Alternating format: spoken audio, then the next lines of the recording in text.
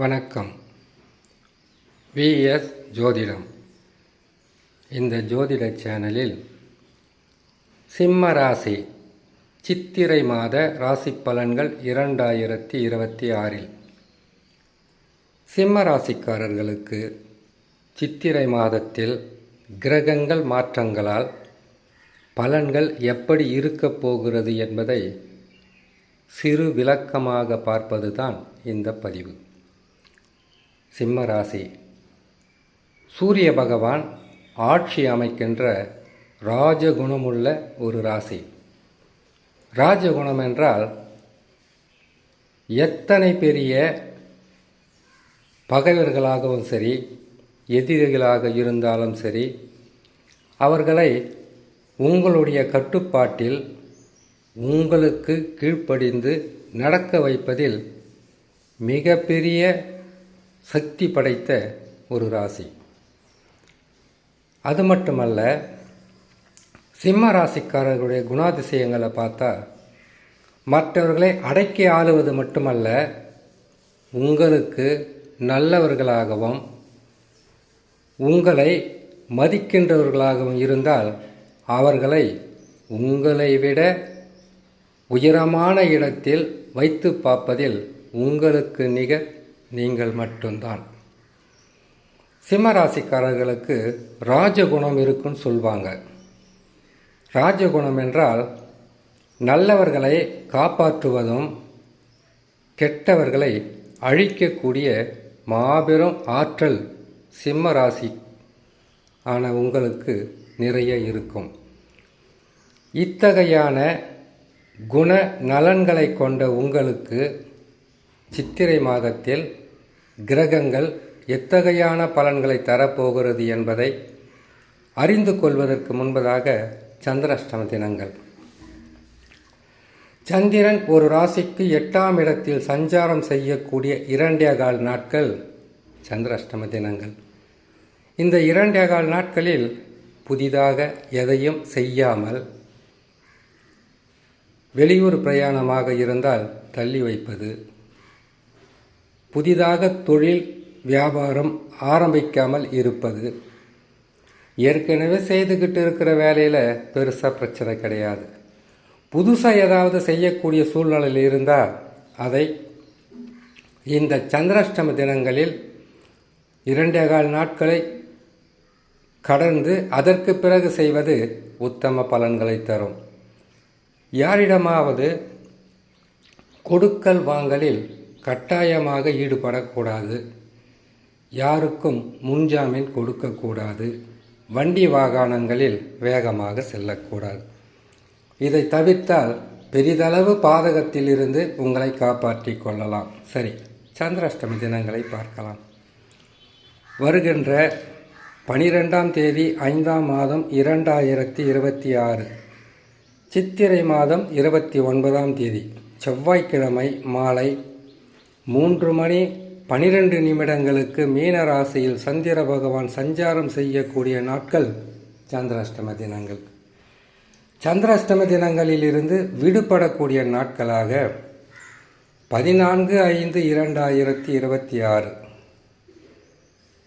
சித்திரை மாதம் 31ஆம் தேதி வியாழக்கிழமை இரவு 8:12 மேசராசியில் சந்திர பகவான் சஞ்சாரம் செய்யும் போது சந்திராஷ்டம தினங்களிலிருந்து விடுபடக்கூடிய நாட்களாக இருக்கும்.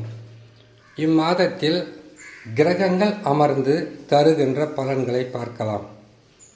சிம்ம ராசியான உங்களுக்கு உங்கள் ராசியிலேயே கேது பகவான் அமர்ந்திருப்பது பற்றற்ற வாழ்க்கை, பரதேசி கோலம் என்று சொல்வார்கள் இல்லையா? எத்தனை உறவுகள் இருந்தாலும் அத்தனை உறவுகளும் உங்களுக்கு சில நேரங்களில் மனம் சங்கடம் அடைகின்ற அளவிற்கு தேவையில்லாத வார்த்தைகளும் அவர்களுடைய செயல்களும் மனம் கஷ்டப்படுகின்ற அளவிற்கு இருக்கும். அதனால் உறவுகளும் நட்பும் நமக்கு வேண்டாம் என்கின்ற அளவிற்கு மனம் இருக்கும். ராசிக்கு 7ஆம் இடத்தில் ராகு பகவான் அமர்ந்திருப்பது. 7ஆம் இடம் என்றாலே கணவன் மனைவி, சொந்த பந்தம், இரத்த பந்தம், உடன் பிறந்தவர்கள் யாராக இருந்தாலும் இவர்களால் நிறைய பிரச்சனைகளை சந்திக்கக்கூடிய சூழ்நிலையும் சந்தித்தே ஆக வேண்டும் என்கின்ற நிலையில் இருக்கும். சனி பகவான், செவ்வாய் பகவான், புதன் பகவான் இந்த 3 கிரகங்களும் சித்திரை மாதத்தில் ராசிக்கு 8இல் அமர்ந்திருப்பதினால் மிக மிக கவனமாக இருக்க வேண்டும் சிம்ம ராசி. காரணம், சனி பகவான் 8ஆம் இடத்தில் இருக்கிறார் என்றாலே வாழ்க்கையில் உங்களுக்கு கிடைக்கக்கூடிய நன்மைகளும் நீங்கள் பெற வேண்டிய நன்மைகளும் எதிர்பார்த்து காத்து கொண்டிருந்த பல நல்ல விஷயங்களும் கை நழுவி உங்களை விட்டு விலகிச் செல்லக்கூடிய காலகட்டம்தான் இது. நல்லதையே செய்தாலும் கெட்டது வீடு தேடி வரக்கூடிய காலம் என்பதினால் மிக கவனமாக இருக்கணும். இவ்வளவு நாளாக குருவின் அருளால் ஓரளவுக்கு உங்களுக்கு நன்மைகள் நடந்து கொண்டிருந்தது. இப்பொழுது தொழிலில் போட்டி, போராமை, எதிர்ப்பு, வருமானத்தில் பல வகையான தடைகள், பொருளாதாரத்தில் மிகவும் பின்னடைவு, இல்லை பணம், பொருள், சொத்து இது ஏதாவது ஒன்று உங்களுக்கு பல வகையான இக்கட்டான சூழ்நிலையில் கொண்டு சென்று வேதனைகளை கொடுக்கும். செவ்வாயும் இணைந்திருப்பதினால் தேவையில்லாத தகராறோ தேவையில்லாத மனக்கசப்பான விஷயங்களில் தலையிட வேண்டாம். ஒதுங்கி நிற்பது இம்மாதத்தில் மிகவும் சிறப்பான பலன்களாக இருக்கும். உடல் நலத்தில் சிறு பாதிப்புகள் இருந்தால், உடல் நலத்தில் சிறு பாதகங்கள் இருந்தால் மருத்துவரை அணுகுவது உத்தமம். காரணம், நல்லா இருந்த வாழ்க்கையில் அடிக்கடி பிரச்சனையும் மன கஷ்டங்களும் வருதுன்னா அதற்கு காரணம் கிரக மாற்றங்கள் தான். முதலில் சிம்ம ராசியான நீங்கள் உங்களுடைய சொந்த ஜாதகத்தை எந்த நிலையில் இருக்கிறது என்பதை பொறுமையாக நிதானமாக பார்க்க வேண்டியது இந்த காலகட்டங்களில் மிகவும் முக்கியம். காரணம், அஷ்டம சனி என்றால் மிகவும் கொடியது. நன்மைகளை தவிர்த்து தீமைகளை அதிகமாக கொடுக்கக்கூடிய காலம் அஷ்டம சனி காலம்.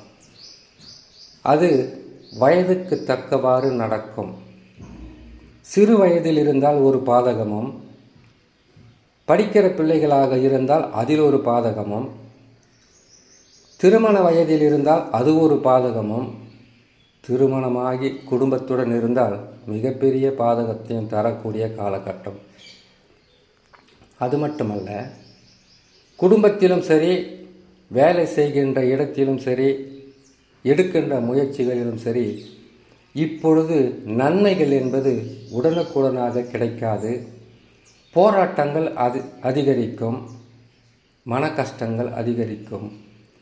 உழைப்புக்கேற்ற ஊதியமில்லாத தன்மை, வேலை சுமை அதிகரித்தல், அலைச்சல், திரிச்சல், மன உளைச்சல், தூக்கமில்லாத தன்மை, வேலைக்கு உணவை உட்கொள்ள முடியாத சூழ்நிலை, இப்படியெல்லாம் பல பாதகங்களை தொடர்ந்து சந்தித்து கொண்டு தான் இருக்க வேண்டிய சூழ்நிலையாக இருக்கும் சிம்ம ராசியான உங்களுக்கு. ஆகையால் பொறுமை, நிதானம், இறை நம்பிக்கை, குலதெய்வ வழிபாடு, எதை செய்வதாக இருந்தாலும் குடும்பத்தில் இருப்பவர்களை அனுசரித்து அவர்களிடம் 1க்கு 2 முறை இதை செய்யலாமா வேண்டாமா என்ற ஒரு ஒத்துழைப்பை கேட்டதற்கு பிறகு செய்தால் ஓரளவுக்கு உங்களால் தாக்கு பிடிக்க முடியும். அடுத்ததாக, சூரியனும் சுக்கிரனும் இணைந்து ராசிக்கு 9ஆம் இடத்தில் இருக்கின்ற இந்த காலம் உடல் நலத்தில் உஷ்ணம் என்பது அதிகமாக இருக்கும். 9ஆம் இடத்தில் உச்சம் பெறுகின்ற சூரிய பகவான் தகப்பனார் உறவு பல வகையான பிரச்சனைகளை கொடுக்கும். நண்பர்களும் விரோதிகளாக மாறக்கூடிய காலகட்டமாக இருக்கும். கவனமாக இருக்கணும். பெரிதளவு பாதகத்தை தராத குரு பகவான் இம்மாதத்தில் 11ஆம் இடத்தில் வக்ரகதியில் இருக்கிறார். உங்களுக்கு உடனுக்குடனான நன்மைகள் நடக்காவிட்டாலும் குருவின் அருளால் சிறு தடைகளும் சிறு பின்னடைவும் சந்தித்த பிறகு கடுமையான உழைப்புக்கு பிறகு உங்களுக்கு வர வேண்டியது வந்து சேர்ந்து மன நிம்மதியை கொடுக்கும். அது கூட இந்த ஒரு மாதம் மட்டும்தான். வைகாசி மாதத்தில் குரு பகவான் வக்ர நிவர்த்தி பெற்று ராசிக்கு 12 அமர்ந்து விடுவார். மிக கவனமாக செயல்பட்டு இந்த அஷ்டம சனியிலிருந்து உங்களை காப்பாற்றிக் கொள்ள பரிகாரமாக சனி பிரீத்தி செய்வதும், ராகு கேதுக்களுக்கு நவகிரகத்தில் இருக்கக்கூடிய ராகு கேதுவை வணங்கி வந்தாலே போதும்.